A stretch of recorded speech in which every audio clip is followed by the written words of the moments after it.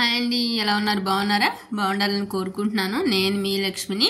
యాక్చువల్గా ఏంటి ఈరోజు చాలా రోజుల తర్వాత ఉప్పర సోది మొదలెట్టినట్టుంది. ఏది వీడియో లేకుండా కూర్చుని బతకానిలాగా నన్నైతే అనుకుంటా ఉండుంటారు. అలా ఏం కాదండి. నార్మల్గా నాకు యాక్చువల్గా వీడియోస్ కోసం వెళ్ళినప్పుడు ఒక మా అమ్మగారిని అయితే నేను ఇంటర్వ్యూలో చేశాను అనమాట. ఆవిడేంటో ఫోన్ తీపడానికి చేయడానికి వాళ్ళకున్న ఇన్ఫ్లుయెన్స్ని బట్టి దాన్ని బట్టి ఆవిడ ఫోన్ అయితే ఏమొద్దమ్మా, నా గురించి చెప్పమంటే చెప్తాను, చిన్నపిల్లవి కాబట్టి ఏదైనా నేర్చుకోవాలంటే నేర్చుకుంటావు నా దగ్గర నుంచి, నేను పడిన బాధలు అనే టైప్లో అయితే ఆవిడ చెప్పారు. సో అవి మాత్రం జస్ట్ కూర్చుని విన్నాను. ఎందుకంటే పెద్దవాళ్ళు అందరూ వీడియో తీయడానికి మొహం చూపించడానికి ఇష్టపడే వాళ్ళు ఉంటారు, ఉండకపోతారు. వాళ్ళ మైండ్ సెట్ని వాళ్ళ దాన్ని మనం యాక్సెప్ట్ చెయ్యాలి. సో నేను చాలా క్వైట్గా విన్నాను అనమాట. ఆవిడకి వచ్చేసి 80 to 90 బిలో అయితే ఏజ్ ఉంటుంది. నిజంగా ఆవిడ ఈ రోజుకి ఒక్కటి నానా తిప్పలు పడి నానా కష్టపడి ఆవిడ చాలా కాన్ఫిడెన్స్గా అయితే బతుకుతున్నారు.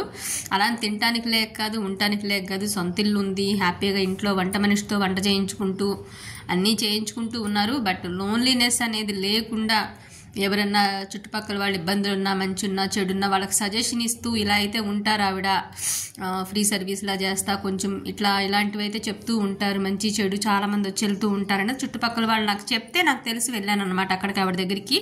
ఆవిడ అసలు దేనికి ఇలా చేస్తున్నారు ఏంటి అని ఇంకా ఆవిడ లైఫ్ అయితే చెప్పడం స్టార్ట్ చేశారు. యాక్చువల్గా ఆవిడ ఎర్లీ ఏజ్లోనే ఆవిడ హస్బెండ్ అయితే చనిపోయారు, తాతగారు అయితే చనిపోయారు అనమాట.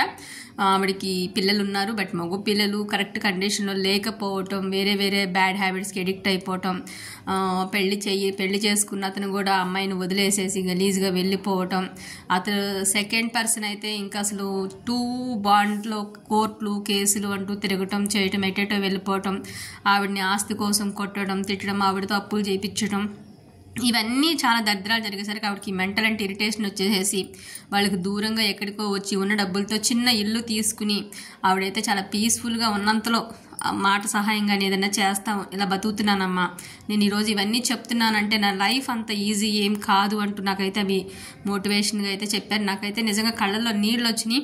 ఈ ఏజ్లో కూడా ఇన్ని అప్ అండ్ డౌన్స్ పడి ఇన్ని ఫేస్ చేసి ఇలా స్టోన్లా ఇంతమందికి ఇలా సజెషన్ ఇస్తూ ఉన్నారా అని అయితే ఎక్కడో మనసులో కలుక్కుమని అయితే అనిపించింది. నిజంగా అలాంటి ఆవిడని మనం మోరల్గా అయితే తీసుకోవాలి. ఎంతవరకు చేస్తాం, ఎంత ఇంట్లో వాళ్ళైనా, పిల్లలు అవ్వచ్చు, తల్లిదండ్రులు అవ్వచ్చు, అత్తమామలు అవ్వచ్చు, ఎవరైనా అవ్వచ్చు, మెప్పించలేనప్పుడు, మనం చేసే పనికి త్యాగానికి అర్థం లేనప్పుడు అవి ఒక చోట పులి స్టాప్ పెట్టడమే తప్ప మనం చేయాల్సింది ఏమీ లేవు. మన ప్రాణాలకు హాని తెచ్చుకోలేము కదా. నిజమే కదా ఆవిడ చెప్పిన మాట అనేది అయితే అనిపించింది. నాకైతే ఇది మీతో షేర్ చేసుకుంటున్నాను. ఎంతమందికి నచ్చిందో ప్లీజ్ లైక్ అండ్